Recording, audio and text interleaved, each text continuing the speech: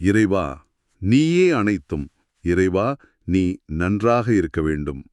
ஈரேழு உலகத்தையும் காத்தருளக்கூடிய ஆதிபகவான் ஈசனார் பொற்கமலத்தை பணிந்து இந்த பதிவினை வெளியிடுகின்றோம். வணக்கம். இன்னைக்கு நாம ஒரு மிக முக்கியமான வழிகாட்டுதலை பத்தி கொஞ்சம் விரிவா பார்க்க போறோம். இது சித்தன் அருள் வலைப்பூவுல 1005வது பதிவா வந்திருக்கு. இந்த ஞான உரையை நம்ம கரளியவர் வேற யாரும் இல்ல, மிகுந்த மரியாதைக்குரிய போகர் சித்தர் பெருமான் அவர்கள். இந்த உரையாடல்ல நாம என்ன பார்க்க போறோம்னா, போகர் சித்தர் பெருமான் நம்ம மனித வாழ்க்கைய பத்தி, நாம சந்திக்கிற சவால்கள் பத்தி, அப்புறம் இந்த மாயேன்னு சொல்றாங்களே அதுல இருந்து எப்படி விடுபடுறது, அதோட சில மூலிகை ரகசியங்களையும் அவர் சொல்றார். இதையெல்லாம் நீங்க தெளிவா புரிஞ்சுக்கணுங்கிறது தான் எங்களோட நோக்கம்.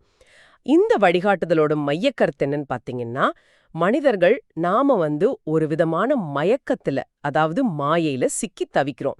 இத பார்த்து சித்தர்களுக்கு ரொம்ப கவலையாம். ஆமா, முக்கியமா அகத்தியர் பெருமான் மாதிரி மகா ஞானிகள் வழிகாட்டியும் நாம ஏன் சரியான பாதையில போக மாட்டோம், நேர் வழியில போக வேண்டியது எவ்வளோ அவசியம்னு போகர் பெருமான் ரொம்ப அழுத்தமா சொல்றார். ஆமா, ரொம்ப ஆழமான கருத்து இது. வாங்க இத பத்தி இன்னும் கொஞ்சம் விளக்கமா பேசலாம். போகர் பெருமான் இந்த வழிகாட்டுதல ஆரம்பிக்கும் போதே முதல்ல உலகத்தை ஆளும் நமசிவாயத்தையும், அப்புறம் தன் பாசத்துக்குரிய கந்தனையும், ரொம்ப முக்கியமா தன் குருநாதர் அகத்தியர் பெருமானையும் வணங்கிதான் ஆரம்பிக்கிறார். ஆமா, அவர் ஆரம்பத்திலே ஒன்னு சொல்றார் பாருங்க, மனிதர்கள் கிட்ட நல்ல மாற்றத்தை கொண்டு வர்றது அது கொஞ்சம் கஷ்டமான விஷயம்தான் அப்படின்னு. அது உண்மைதான். மனித இயல்ப சித்தர்கள் எவ்வளோ ஆழமா புரிஞ்சிருக்காங்கன்னு இது காட்டுது. அதுலயும் போகர் பெருமான் தன் குருவான அகத்தியர் பெருமானோட பங்களிப்ப ரொம்ப அழகா சொல்றார். அகத்தியர் நல்லது கெட்டது எல்லாத்தையும் ஆராய்ஞ்சு பல யுகமா இந்த பூமியில வலம் வர்றாராம். அப்படியா? ஆமா. எதுக்குன்னா, மனிதர்கள் எப்படி இந்த துன்பத்திலேருந்து தப்பிக்க முடியும், எப்படி நல்லா வாழ முடியும்னு எப்பவும் யோசிச்சுட்டே இருப்பாராம். ரொம்ப கருணையான வழிகாட்டுறாருன்னு போகர் பெருமான் சொல்றார். இவ்வளவு வழிகாட்டுதல் இருக்கு. ஆனா நாம அங்கதான் பிரச்சனை. போகர் சொல்ற மாதிரி மனிதன் அந்த மாயையில சிக்கி சரியான வழியை விட்டு விலகி போயிடுறான்.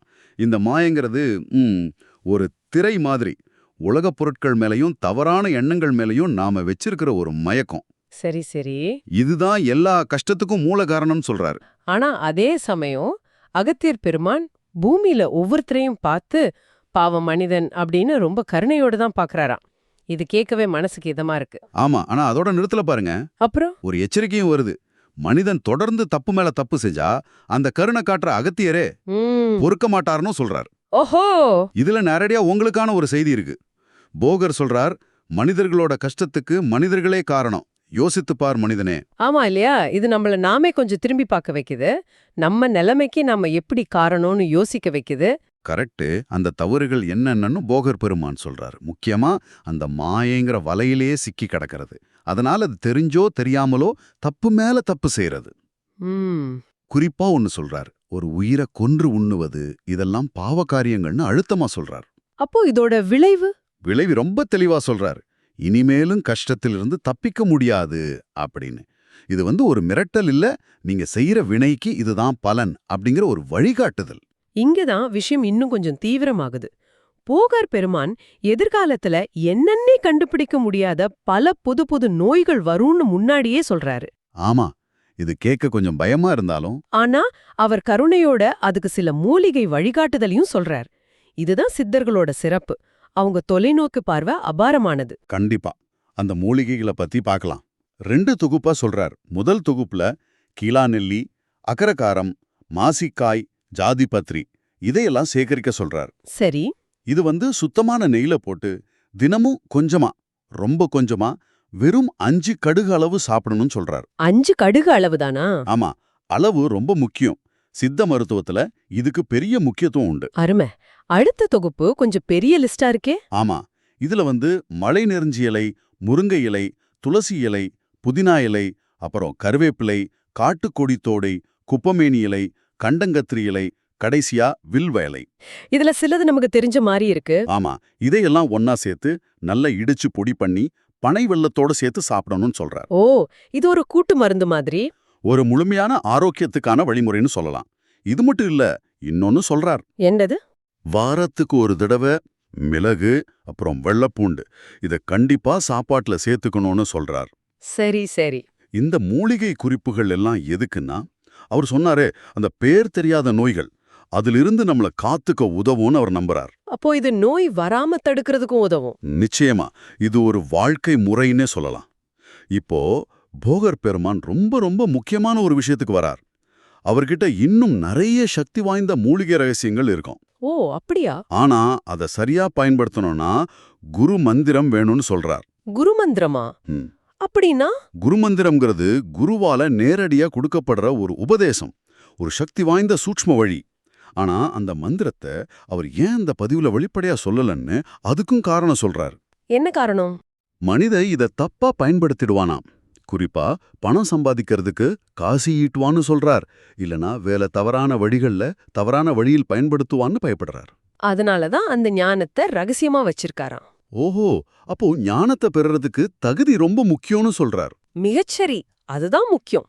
ஆமா, அது மட்டும் இல்ல, இந்த மருந்துகளெல்லாம் உண்மையான பக்தியோட சரியான முறையில யார் தயாரிக்கிறாங்களோ அப்படிப்பட்ட அகத்தியரோட உண்மையான பக்தர்களுக்கு மட்டும்தான் அந்த குரு மந்திரத்தை சொல்வேன்னு தெளிவா சொல்றார். அப்போ சாதாரணமா இதை செய்ய முடியாதா?